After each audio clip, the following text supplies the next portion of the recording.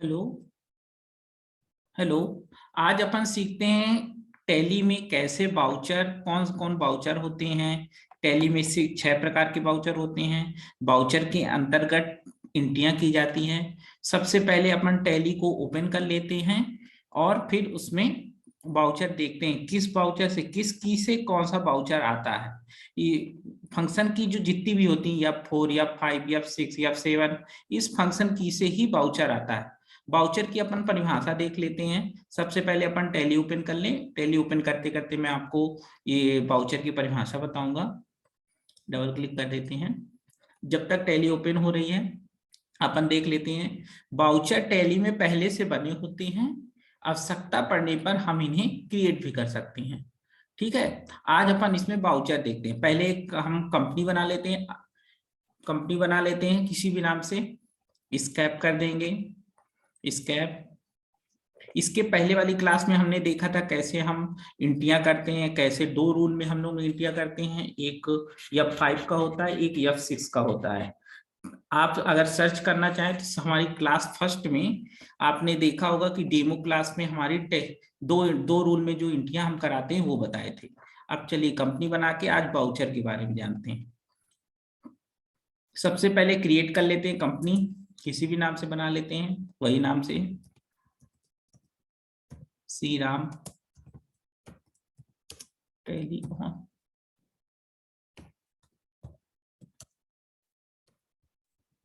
ये कंपनी का नाम डाल दिए। फिर एक बार आप लोगों को हम कंपनी क्रिएशन भी बता देंगे कैसे क्या चीजें हैं इसमें, कैसे पासवर्ड डालना है, कैसे आप सिक्योरिटी पासवर्ड डालते हैं, कैसे अपन क्रिएट करते हैं ये चीजें। ठीक है। अभी मैं केवल यहाँ पे इंडिया डाल के एक्सेप्ट करा देता हूँ। इंटर इंटर इंटर इंटर करके अपन एक्सेप्ट करा देंगे। ये लास्ट में एक्सेप्ट का ऑप्शन आता है, तो यहाँ पे आप वाई प्रेस कर देंगे तो भी एक्सेप्ट हो जाता है और इंटर कर देंगे तो भी एक्सेप्ट हो जाएगा। इंटर कर देते हैं। कंपनी आपकी बनके आ जाएगी। सबसे पहला पेज कौन सा आता है मैंने आपको बताया था, गेटवे ऑफ टैली। ये होता है गेटवे ऑफ टैली। इसको हम शॉर्ट में जीओटी भी कहते हैं। आज क्लास 2 नाम से आपकी क्लास ऑनलाइन जाएगी। क्लास 2 नाम से हम क्या डाल रहे हैं इसमें, बाउचर के बारे में स्टेप बाय स्टेप हम बता रहे हैं। क्लास फर्स्ट में हमने डेमो बताया था, फिर इसके बाद दूसरे में बाउचर बताते हैं।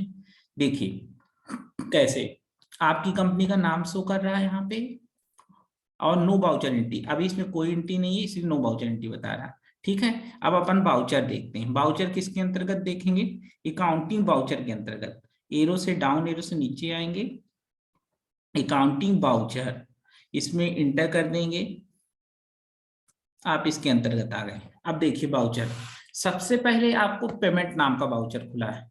ठीक है। मैं एक बार परिभाषा आप लोगों को और बता रहा हूं। टैली में बाउचर पहले से बने होते हैं, आवश्यकता पड़ने पर हम इन्हें क्रिएट कर सकते हैं। बाउचर एक तरह का प्रमाण होता है कि जैसे अगर आपको कोई बोलता है पेमेंट की एंट्रियां दिखाइए तो पेमेंट बाउचर में जाके दिखा सकते हैं। रिसीव की एंट्रियां दिखाना चाहते हैं तो रिसीव बाउचर में जा सकते हैं। अब देखिए कैसे हम बाउचर इसमें फंक्शन की के थ्रू कैसे लाते हैं।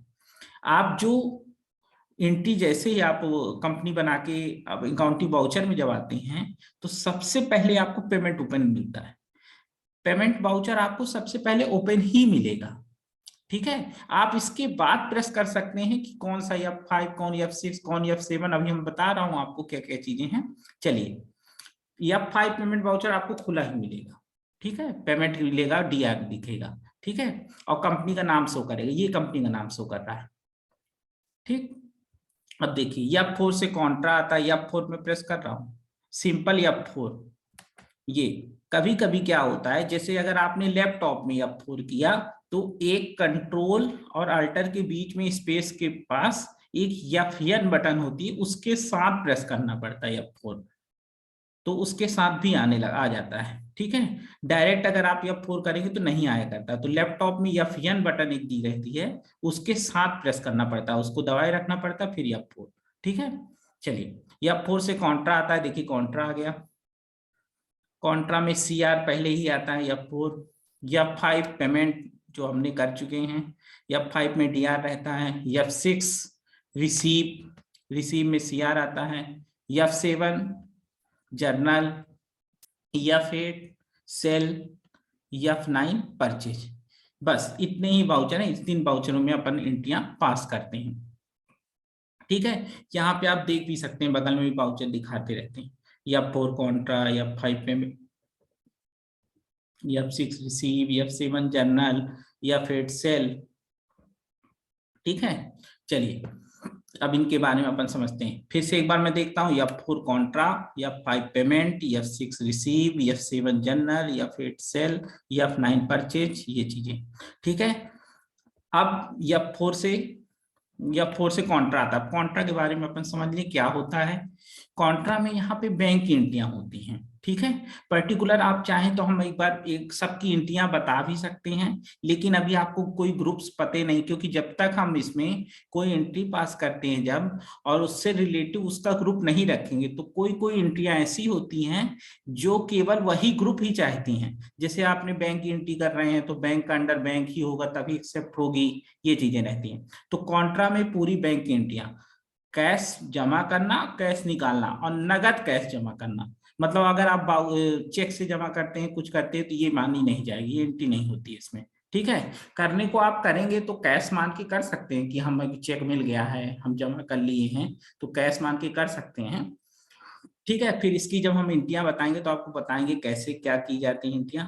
इसका परिभाषा ये होती है, इस वाउचर का यूज बैंक में पैसा नगद जमा करने और नगद निकालने की एंट्री की जाती है। ठीक है, अब F5 payment voucher. Payment voucher में क्या होता है, जब हम व्यापार में पैसा किसी को देते हैं, पेमेंट करते हैं, पेमेंट मतलब होता है भुगतान करना। तो जब भी हम पैसा दें, कल हम लोगों ने इसी की एंट्री की थी इसके पहले क्लास फर्स्ट में, कि जब पैसा जाए तो DR करना है F5 पेमेंट वाउचर में। तो जब आपके व्यापार में, ज्यादातर हमको एग्जांपल देना है, व्यापार में जब हम पैसा किसी को पेमेंट करते हैं तब एंट्रियां आती है। ठीक है, अब दूसरा है F6। F6 में CR रहता है।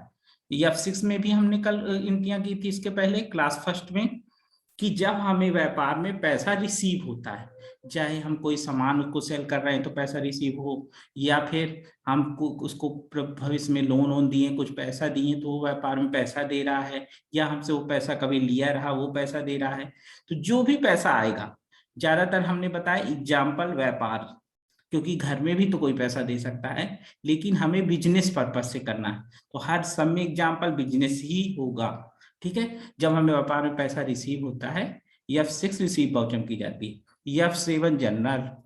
अब जनरल में क्या होती है, जनरल में ऐसी एंट्रियां होती हैं जिसमें ना कैश का काम हो रहा ना बैंक का काम हो रहा हो, मतलब कैश बैंक ना, no cash no bank entry. इसकी एग्जांपल हम समझते हैं कैसे हो सकती हैं।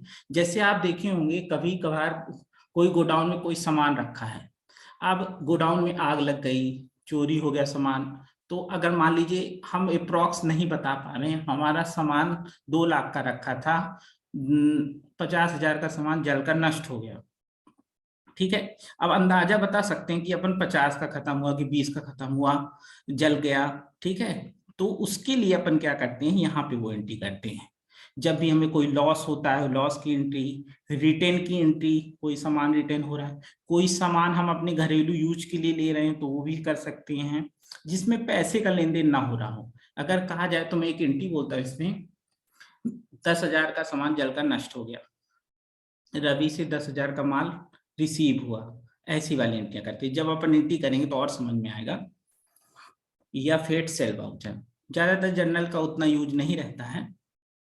या फेट सेल में क्या होता है, जब हम व्यापार में माल किसी को सेल करते हैं।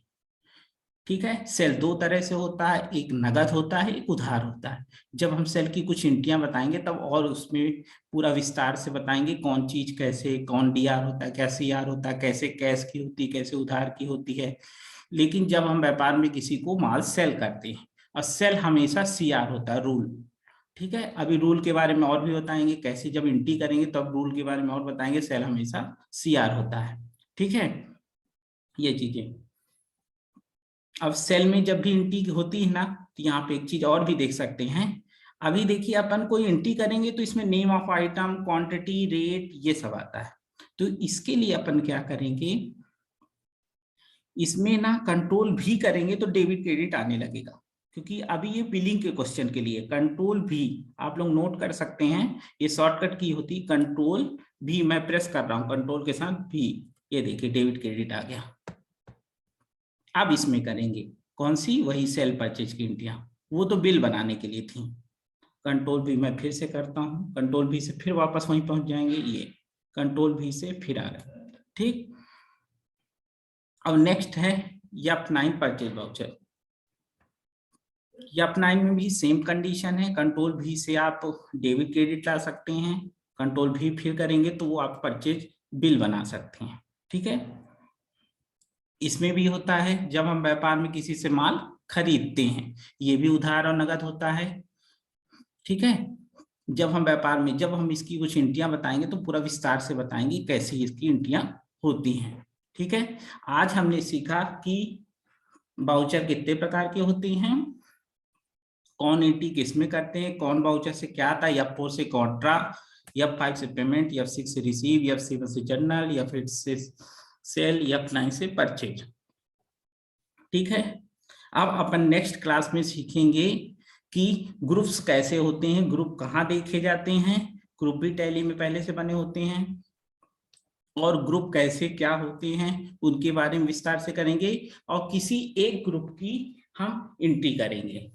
ठीक है, थैंक यू।